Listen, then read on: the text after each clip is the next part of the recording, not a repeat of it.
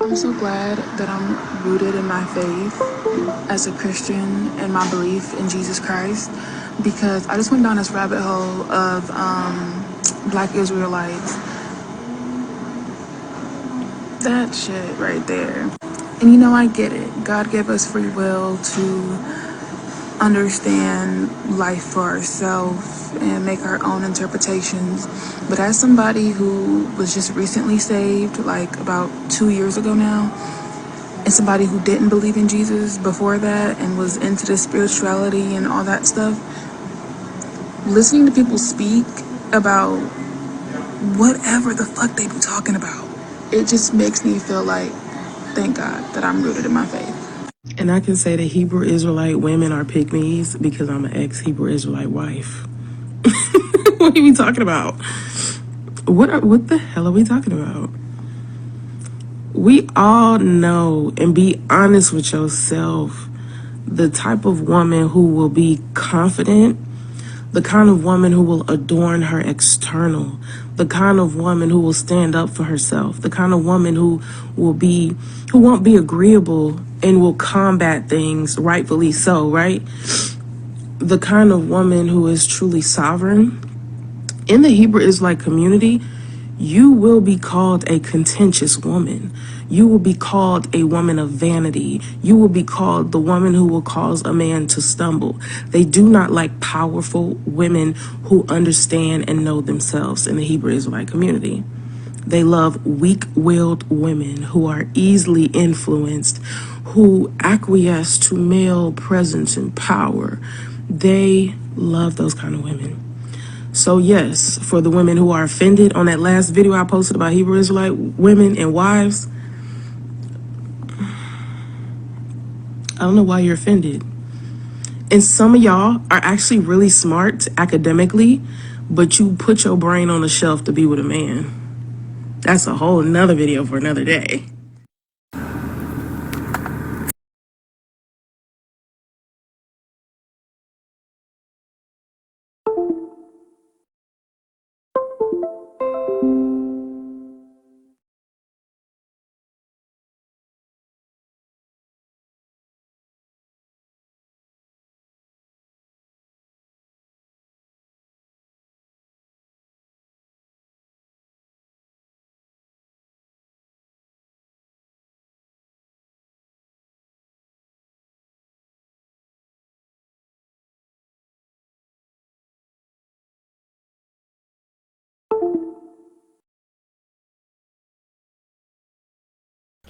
Our Shalom, Israel. First and foremost, I want to give all honor, glory, and praise unto YAHAWAH BaHashem, YAHAWASHI BaHashem, RakwakWadash. Double honors to the elders and apostles of Great Millstone. Shalom to the mighty Akim Wagawathim, who are diligently waiting to be delivered from this final captivity, as well as a speckled bird that may look like the other nations, but are actually Yasharallah. This is Brother Kawakab coming at you with another lesson. Today's lesson, I want to go into this, and I'm not going to lie, I genuinely I don't like this topic simply because I don't like the people that it pertains to. And when I say this, I want to be very specific with my wording, because obviously that sounded kind of wild and offensive or whatever, which ultimately, if I do end up coming off at that, I'm fine with that. But my main thing is the fact that when it comes to these women, they expect, like, it's like, think about it like this, okay? If you as a child, let's say you as a child, all right, you are expecting your kid to listen to you, all right? If your kid says, "Oh no, fuck you, mom, fuck you, dad, I don't need to listen to you," and they're so wild, rambunctious, and yet they expect you to pay their bills, buy them the new game, buy them whatever they want and all that shit, while disrespecting you, how is it that there's any sort of expectations of, oh yeah, I'm definitely going to give this rambunctious ass kid rewards because they disrespected me. It's like, that's basically the thing. You, as a man, you are responsible for making sure your household is safe. As a man, you're responsible for making sure that your household is taken care of. We as a man, we are the I was saying you, but instead I should just say we are the ones that should be responsible for doing all that stuff or whatever. But yet, and the thing is that it's only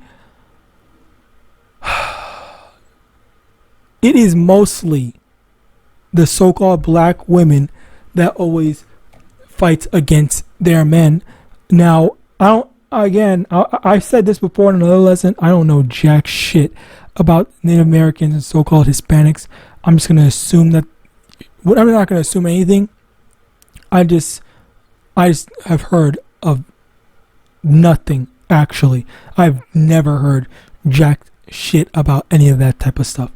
But just the main thing to kind of talk about is the simple fact that we're going through all this stuff. We're doing all these things where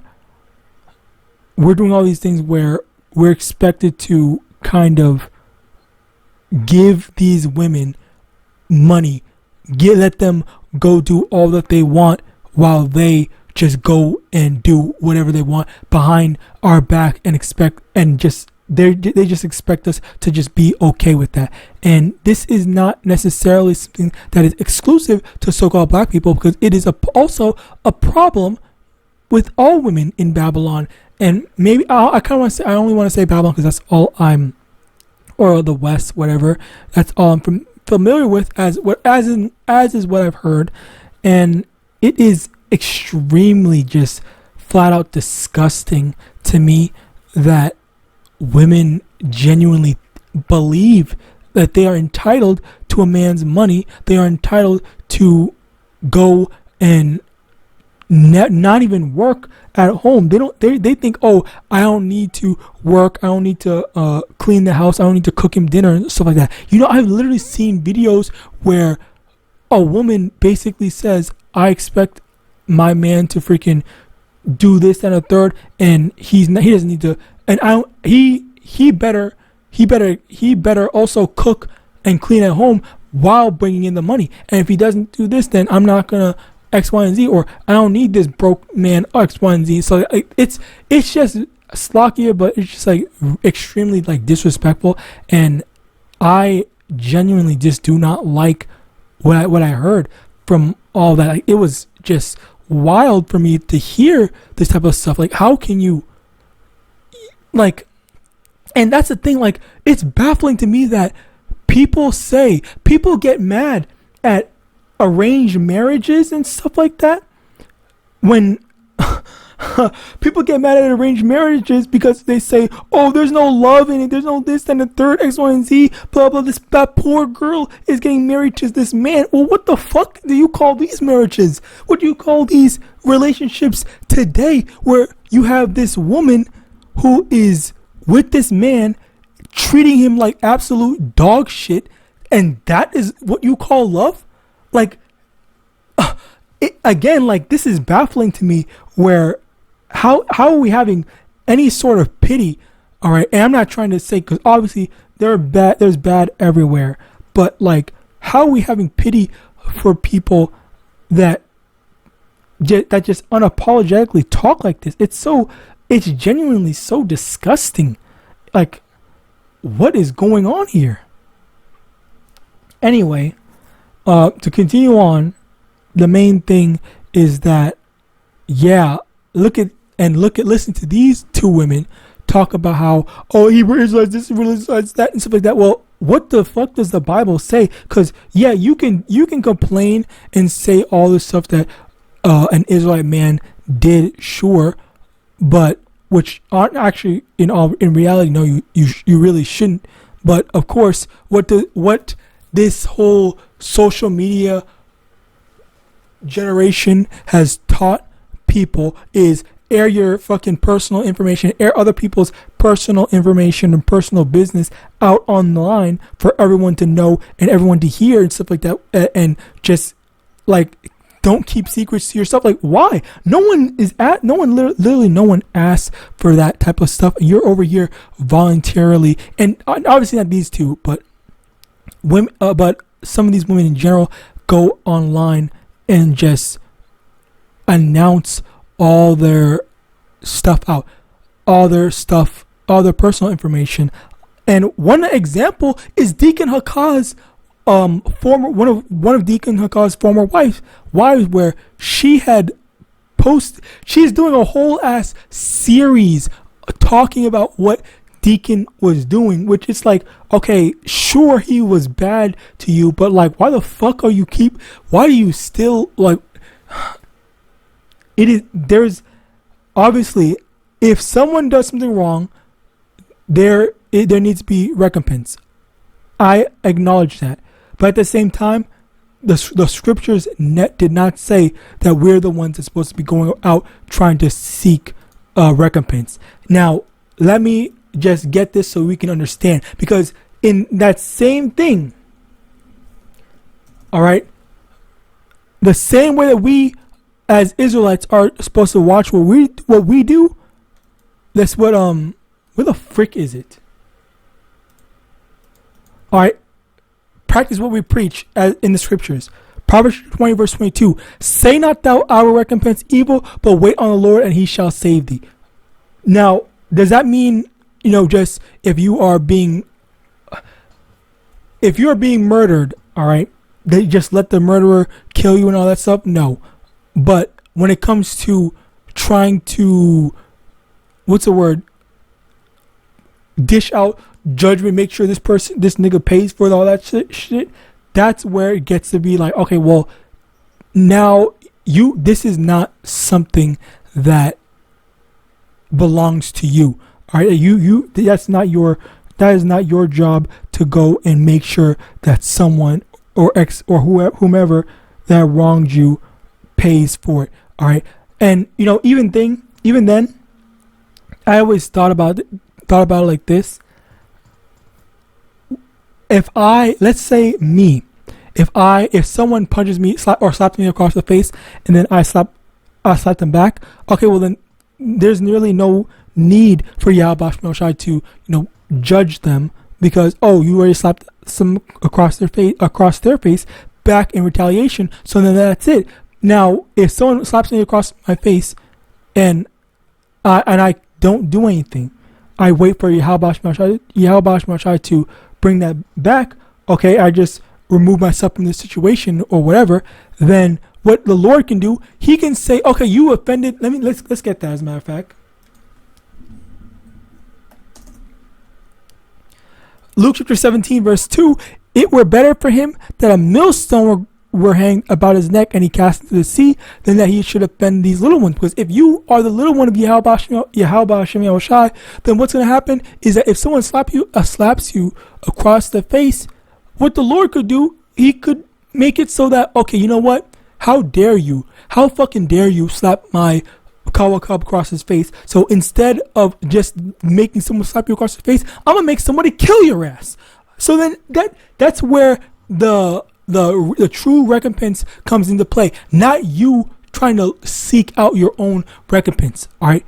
Now, aside from that, there's also the fact that I feel that what the second woman was talking about, Woman of vanity. she was basically saying all this shit about his Israelite men hate women that hate women that are strong and this, that, and third, X, Y, and Z, and just basically like equivalent to men. No shit. And that's not even an Israelite man. That's all men, all self-respecting men, all men with testosterone. They don't want a woman that freaking, talks shit or, goes against you. All right. Most men, they don't deal with these types of women. And, as a result of that, like this is the type of stuff. There's this one video that's on my community tab. Let me actually see if I can find it, where basically it said, I'm not gonna let the whole video play. I'm just gonna say generally what the woman said. Basically, this one woman had basically talked about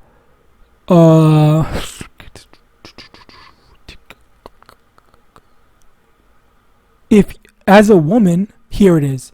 So as a woman, I call my husband daddy in the bedroom and sir when he's handling business. I am a wife, I am soft, and I am happier, wetter, richer, and more powerful than 99% of the so-called strong, independent women screaming at me online. Here's why. And the data that will never make you settle for a combative woman ever again. Fact number 1. Women who feel led have 4 times more orgasms. Archives of Sexual Behavior in 2022. This is 15,000 women, okay? Found that women in relationships where the man is the undisputed leader report 4 times more orgasms per week, 70% higher sexual satisfaction, and 3 times more likely to actually initiate the sex themselves. Imagine that. What does this translate to? When she doesn't have to be the man, her body finally relaxes enough to flood. Fact number 2, egalitarian marriages die fastest. A 20-year University of Norway study showed that couples who split chores 50-50 and take turns leading have a divorce rate 50% higher than those where the man clearly leads. Why is this? Because the polarity collapses, the tension dies, and the bedroom gets cold. Fact number 3, masculine leadership creates feminine surrender and insane loyalty. It's as simple as that. When a woman feels her man is fully in charge of direction and protection, her oxytocin, her pair bonding hormone spikes 300%. That is the same chemical that makes new mothers die for their babies. Give her that safety and she will burn cities before she ever betrays you. This is what real submission looks like in my house.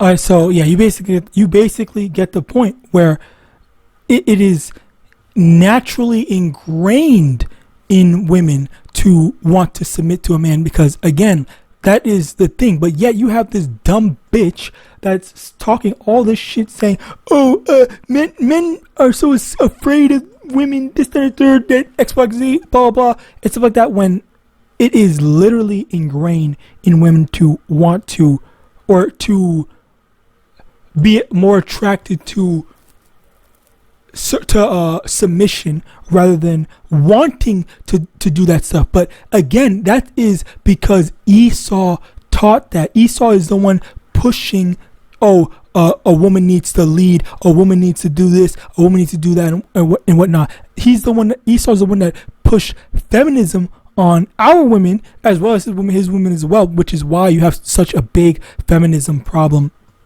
in Babylon, or in the world, honestly, because it's not just Babylon anymore. Apparently, I've heard that there's a BBBB, triple B, 5 Bs or something like that, movement in Korea where women are not. I think the B's translate to something about sex and marriages and something like that. But for Korean, for the Korean language. So as a result of that, that's why it's just like, they don't want that. They don't want this anymore. They are pushing feminism, and now you have less.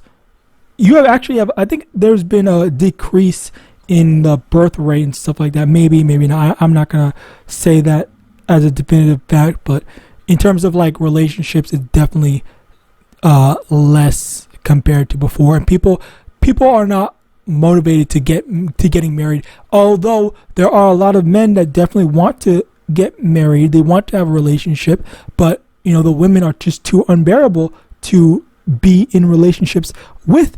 All right, so it's like, why would I be in a relationship with someone that's going to make my life worse? I might as well just stay single. And that's what they are choosing. That's the end result. Just use pump and dump, one night stands and all that stuff. Well, and apparently the women are okay with doing that shit too until they're not. All right, and then they say, okay, well, yeah, a real man is gonna accept me after that stuff. No, a real man is not A high value, respectable man does not want a woman that's been ran through by multiple men, and that's just a fact. All right, especially the men of the Lord, which are going to be the true high value men at the end of the day. All right, so Sirach 26 verse 25, a shameless woman shall be counted as a dog, but she that is shamefaced will fear the Lord. And this is the thing where you are hold on, bear with me one moment. So you are Slaka, you are this woman that's trying to be like, I'm this super duper thing. I can take care of myself. I'm independent, X, Y, and Z, and stuff like that. Well, then you're just a dog. And the woman that is shamefaced and submissive, then that's what is gonna feel the Lord. That's going to be precious to not only a man, but but YAHAWAH. All right. Colossians 3 verse 18, wives, submit yourself unto your husband as it is fit in the Lord. Where YAHAWAH, not this one, where YAHAWAH, all right, it says in the scriptures, and that's what the Lord promotes. All right, which crazy how that's what the Lord promotes, yet that's also what the Lord made for the bodies as well. But anyway, continuing on. 1 Corinthians 11 verse 3, where I would have you know that the head of every man is HaMashiach, and the head of the woman is the man, and the head of HaMashiach is Yahweh. So the man, so it's a woman, then the woman at the bottom, the man next, then HaMashiach, then Yahweh. Alright, so that's the thing. And in Titus 2 verse 5, to be discreet, chaste, keepers at home, good, obedient to their own husbands, that the word of Yahweh be not blasphemed. Alright, so this is the thing, this is how women are supposed to be in order. All right. Genesis 2 verse 18, and the Lord Yahweh said, "It's not good that the man should be alone. I will make him an helpmeet for him." All right, where a woman is supposed to be the helper, not a secondary antagonist, because already life is already hard enough as is, and the woman's supposed to be the comfort, not another secondary antagonist. Proverbs 21 verse 9, it is better to dwell in the corner of the house top than with a brawling woman in a wide house. So yeah, I pray this was edifying. I want to give all honor, glory, and praise to Yahweh, Shai, Shem, Kwakwadash, the Marcy, elders and apostles, great, most son, about Shalom.